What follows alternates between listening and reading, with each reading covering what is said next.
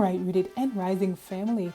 Now, the previous message, for those who didn't get a chance to listen to it about the emperor, how the emperor is ready. During that message, mistakenly several times said the Knight of Wands, the Knight of Wands. So, you know, apparently, Spirit wanted that mentioned within that. So I wanted to include that in a separate message since it just kept coming out. So for me, it stood out as significant. And the fact that it was an accident, I won't take it as an accident. It's just a sign, in my opinion, that, while I was channeling movement, passion, energy from Spirit, this tied into that message. It deepened the message somehow, and we'll see. And then that frequency, the Knight of Wands frequency, was just pulsing through the message. Hence my mistake of continually repeating Knight of Wands. Okay, so let's bring the Knight of Wands into the message because Spirit clearly wanted this card energy present even before it physically appeared. So what is the Knight of Wands? The Knight of Wands is passion, excitement, movement, the urge to take immediate action, desire coming alive, confidence rising, the fire of attraction, someone moving toward you because they want to, not because they should, not out of obligation. This is their deep desire. Where the Knight of Swords brings clarity and the Eight of Wands brings momentum, the Knight of Wands brings motivation, the flame beneath the action, right? The passion. The energy is, I can't hold back anymore. See, I told you that the passion and the fire was not alleviated just because the Ten of Pentacles was there, right? So this is, I can't hold back anymore. I feel drawn to you. I want to be near you. I'm ready. Let's do this. I'm excited about this connection again. I want to show up. All right. This is a card of passionate pursuit, not reckless, but driven. Okay. Remember, we have the Emperor and the King of Wands here. So we do have someone who is responsible, a protector, right? They are full of passion, but that's not all they're about. But we're highlighting passion because, hey, that I kept saying it. So that card energy was present and really wanted to make itself known. So what this looks like in real life. Knight of Wands energy shows up in the physical world as they suddenly text you with warmth, not just logic. Their tone shifts from distant to intrigued. You feel the flirtation come back, right? They want to make plans. They're energized when they talk to you. They bring humor, charm, and genuine spark. They flirt, tease, or open up about desire. They get bold. They may hint at seeing you or wanting physical closeness. Their confidence rises around you. They're willing to break routine to make space for you. Again, people do what they want to do, right? This is not love bombing. Remember, we're talking about a divine connection. All right, that means divinely orchestrated. They're not going to send you somebody to love bomb you, have passion with you and then done with you. We're talking about an emperor here. This is not love bombing. This is the ignition of their masculine fire after a long period of restraint, of holding back from you. Like, oh, I just been holding this for so long. I just cannot anymore. I have to be around you.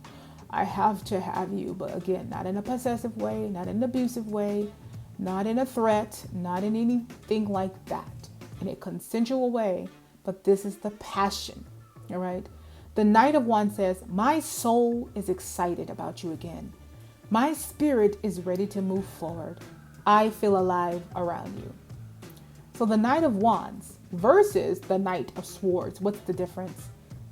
To deepen this further, Knight of Swords is mental clarity, right? Direct truth, quick communication, logical decision making. The mind says, all right, go.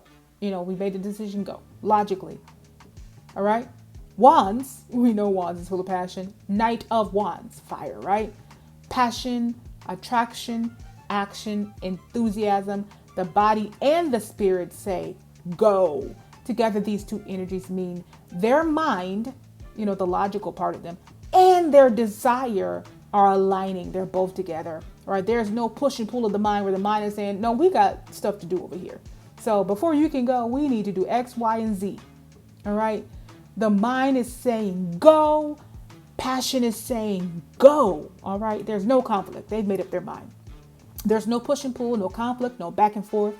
The mental decision, right? Knight of Swords, and the emotional, physical motivation, Knight of Wands, are moving in the same direction. This is why things start speeding up so dramatically.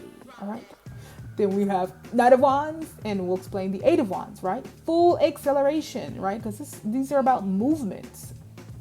All right. When you combine the Knight of Wands with the Eight of Wands, Spirit is showing rapid movement, passionate pursuit, wanting to close the distance, wanting to talk to you, wanting to see you, wanting to reconnect physically, wanting to build momentum, emotional and romantic energy rising simultaneously. And I'm saying romantic because I don't know how much I can say the other word, the X word on YouTube without it being an issue.